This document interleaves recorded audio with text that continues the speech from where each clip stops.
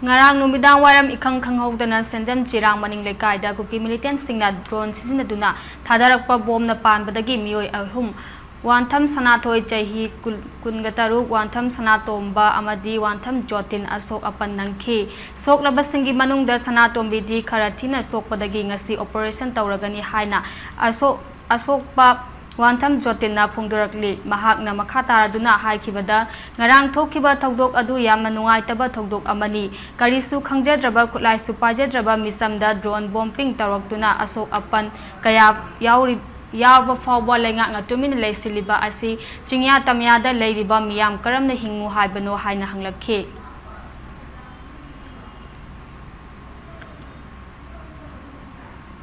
Balap hana ko loy muthali imungda mangol than bala chingdo aduga drone pari ma khonjini tabani adubu matam amakta drone je ahum mari oibna ma khonje awang da tholu awang da taba maka da thoju maka da taba yena ka da koi dari da lepo koina koi gi sigi leiriba lambi salaga koi gi letin jilai aduna sigi lambi da ma chala letin jakani na sakiba duda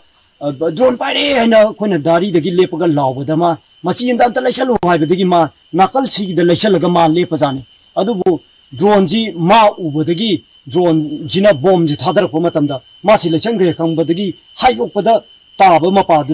bomb the Shirtai. Taba Imachera Hagala Pudana Sida, Mapa, Lagasi, Watcher Makai, Adi Matanga, Latur Pudana Magi, Oitam, Gipun Nopta, Bomachet Amapa, Laganda, Oitam Bagi, Tung Tango Paibata, Bomachet Amagapan. Hakche tharga maje duda sidang atang nang leitan taw haibda ising yang khorang e na man hai ising khorang bodu akoi isanu pana ising dudi baba ising pitak bodudi jumaina taw boje nongmaina pang kai do boje ising pitakano na haibni ne ising pitak pharu di jala ne na ising du puthoraga pitak dei be nang atang khango hairaga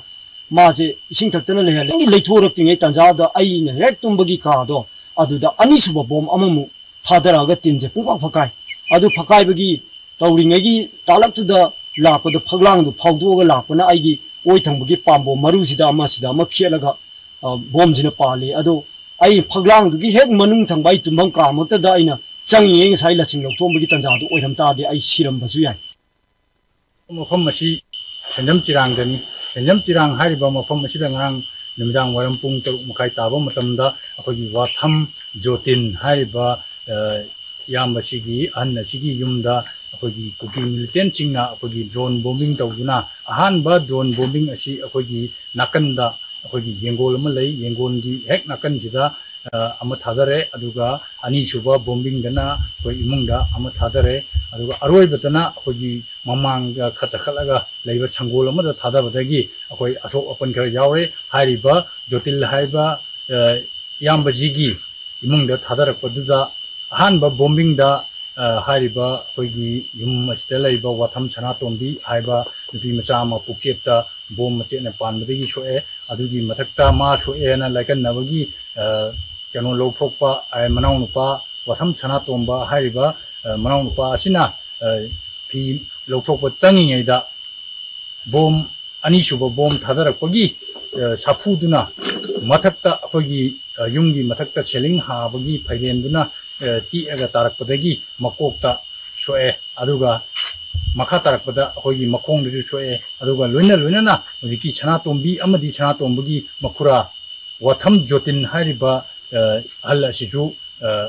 ashopan nangi hariba watham jotil amadi watham chana tombadi ka hena thojokna khudong thningai oide adubu hojuji watham chana tombi hariba nupi macha asidi pukchepta paliba maru adu Masing-masing kogi operation tahu kalau lokokani hai bagi wafam dumang ni thambiri bese hari ba kuki militant cingna cuma ina kogi kaisu kulai pajak daba ijam tamjaba parja marakta drone bombing season naraga kogi lebak amaga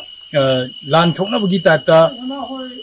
drone bombing season naduna tauraga sarkar na tuminna leithok ba hai besi masih akoi Manipur si sarkar pandawa manare hai ba Kolau kaya duni kolau duni akogi lairiba akoi cingkong cingya da lairiba pada jingna hari basi makoibu akoi tangdu leitana akogi hanagi punsida lahenna bagi damakta akogi sarkar gi akan ba mieng jangan ningi haiba wafam aduga loina na hojik akogi chok liba akogi watham jotin na असोकपा मसामंगना फोंदोरपा वाफमनी